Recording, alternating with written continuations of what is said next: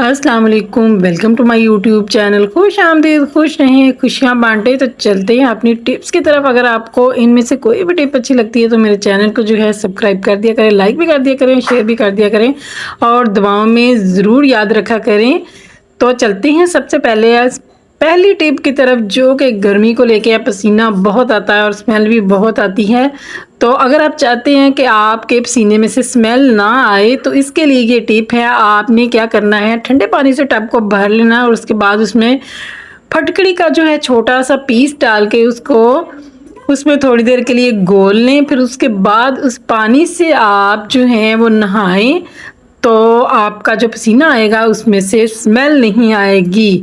और अगर आपको अंडर आर्म में ज़्यादा स्मेल आती है तो पसीना आता है तो आपके पसीने से स्मेल आती है, क्योंकि बाज़ लोगों के पसीने की बहुत गंदी स्मेल आती है। तो उसके लिए भी आपने फटकड़ी को जो है गीला करके आपने अंडर आर्म में रब कर लेना है। तो आप देखिएगा कि आपके पसीने से आप इस को डेली जब भी नहाएं ये काम ज़रूर करें तो आपके पसीने में से स्मेल नहीं आएगी, और स्मेल अगर आती भी है तो आहिस्ता आहिस्ता बंद हो जाएगी। तो चलते हैं नेक्स्ट टिप की तरफ, जो कि बहुत ही अच्छी है। जब भी हम अरवी को छीलते हैं तो हमारे हाथों पे जो है खुजली खारिश होने लग जाती है और बहुत इरिटेशन होती है कि खुजली जो है वो फिर काफ़ी टाइम तक रहती है और ठीक भी नहीं होती। तो उसके लिए बड़ी इरिटेशन होती है। तो उसके लिए हमें क्या करना चाहिए कि हमारे हाथों पे जो है हम अरबी जितनी मर्ज़ी अरबी ढेरों अरबी छील लें, लेकिन हमारे हाथों पे जो है ख़ारिश ना हो।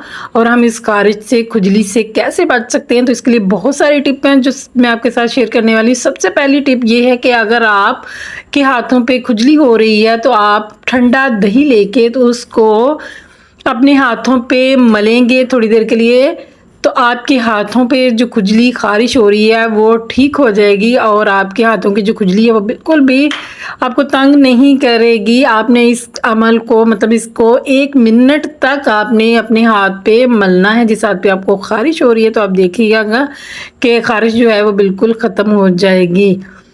तो चलते हैं नेक्स्ट कि किस चीज़ से और हम जो अरवी की खुजली है उससे बच सकते हैं। तो अगर आप अरवी छीलने से पहले अपने हाथों पे जो लेमन है इसको इस तरीके से माल लेंगे, दोनों हाथों पे माल लें और उसके बाद आप अरवी छीलें।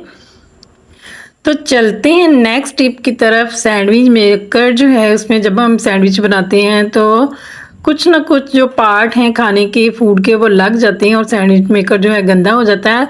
तो उसको साफ़ करने का सबसे आसान तरीका है, आप लेमन का ये हाफ पीस ले लें और उसको उसके ऊपर रगड़ें और उसके बाद इसको टिश्यू से या किसी भी गीले कपड़े से अच्छे से साफ़ कर लें। तो आप देखिएगा जितनी भी चिकनाई, जो भी गंद इसके ऊपर लगा होगा वो सारे का सारा आसानी के साथ बिल्कुल साफ़ हो जाएगा और कुछ ज़्यादा मेहनत नहीं करनी पड़ेगी। और हमारा जो सैंडविच मेकर है वो बिल्कुल अच्छे से, देखें आप कितना इसके ऊपर जो भी फूड वगैरह, हम सैंडविच वगैरह कुछ भी बनाते हैं तो वो पार्ट लग जाते हैं। तो देखें कितनी आसानी के साथ जो हमारा सैंडविच मेकर है वो साफ़ हो चुका है। तो चलते हैं नेक्स्ट टिप की तरफ। बाज़ औक़ात हमें वीडियो बनानी होती है या कुछ भी हमें देखना होता है तो हमें साथ साथ काम भी करना होता है, तो हमें समझ नहीं आती कि हम कैसे क्या करें। रिंग लाइट वगैरह नहीं है तो इसके लिए आपने चार्जर ले लेना है और उसको इस तरीके से उल्टा रख के तो उसके अंदर आप अपने मोबाइल को सेट कर सकते हैं।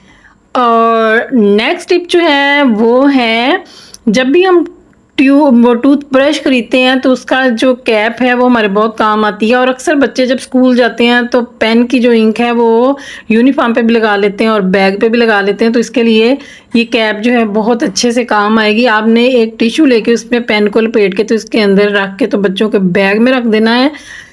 इससे इंक जो है ना यूनिफॉर्म को लगेगी और ना स्कूल बैग को लगेगी और बिल्कुल सेफ रहेंगे। तो चलते हैं नेक्स्ट टिप की तरफ, जो कि ऐनक को लेके हैं। ऐनक जो है गंदी हो जाती है तो उनको जितना मर्जी साफ करें वो फिर भी कुछ ना कुछ उस पर खराश या कुछ भी ना कुछ गंद रह जाता है, उसके ऊपर ना डस्ट रह जाती है। तो उसके लिए हम क्या करेंगे, हम टिश्यू पेपर के ऊपर हल्की सी वैसलीन लगाएंगे और उससे अपनी चश्मा जो है उसको अच्छे से साफ कर लेंगे। तो आप देखिएगा कि मिनटों में चश्मे चमक भी जाएंगे और कुछ ज़्यादा मेहनत भी नहीं करना पड़ेगी और बिल्कुल नीट क्लीन होंगे। बहुत अच्छे से जो है इनकी क्लीनिंग हो जाएगी और बहुत ही अमेजिंग वाली टिप्स हैं जो मैं आपके साथ शेयर कर रही हूँ। तो अगर आप लोगों को मेरी कोई भी छोटी से छोटी टिप भी अच्छी लगती है तो उसको फॉलो ज़रूर कीजिएगा। तो चलते हैं नेक्स्ट टिप की तरफ। हमारा जो हेयर ब्रश है वो टूट जाता है। इस तरीके से भी हम ब्रश कर सकते हैं, लेकिन हाथ में नहीं आता तो वो मज़ा नहीं आता, तो इस ब्रश को हम फिर फेंक देते हैं कि ये अब हमारे इस्तेमाल के काबिल नहीं रहा। तो आपने इसको फेंकना नहीं है, ये बहुत सारे काम आ जाएगा। तो चलते हैं, सबसे पहले मैं बताती हूँ कि इस ब्रश को हम कैसे यूज़ करेंगे। आपने कोई भी कपड़ा जो धोना है, आपने जिसके ऊपर आपको लगता है कि दाग या धब्बा या निशान पड़ा हुआ है, तो उसके ऊपर आप ये ब्रश जो है यूज़ कर सकते हैं। आप इससे कपड़े धो सकते हैं। आप देखिएगा कितनी आसानी के साथ जो है ये क्लीन कर देगा। कपड़ों के ऊपर अगर कोई भी दाग होता है वो भी नीट क्लीन हो जाएगा। तो आपने इस टूटे हुए ब्रश को भी फेंकना नहीं है, ये आपके बहुत सारे काम आने वाला है। अब नेक्स्ट देखिएगा आगे जाके किस तरीके से हम इसको यूज़ करेंगे। तो अगर आपके फ़र्श के ऊपर भी कोई गंद मैल है जो कि आप साफ़ करना चाहते हैं, तो ये देखें टाइल्स के अंदर जो चिकनाई मैल वगैरह मट्टी गर्द फंस जाती है, वो भी आसानी के साथ ब्रश की मदद से निकल आएगी। आप इसको इसके साथ अपने फ़र्श को भी साफ़ कर सकते हैं। तो है ना अमेजिंग वाली टिप्स, क्योंकि टूटी हुई चीज़ें भी इस्तेमाल करने का फ़न होना चाहिए। कोई भी चीज़ बेकार नहीं है, हमने हर चीज़ को यूज़ करना है। तो चलते हैं नेक्स्ट टिप की तरफ। अब परफ्यूम्स जो हैं अक्सर ख़त्म हो जाते हैं तो खाली हो जाते हैं, और उनकी शीशियाँ जो हम फेंक देते हैं। आपने इनकी शीशियों को फेंकना नहीं है, ये हमारे बहुत काम आती हैं। इनको ये देखिए, इनके अंदर जो है बॉडी स्प्रे परफ्यूम वगैरह सब ख़त्म हो चुके हैं।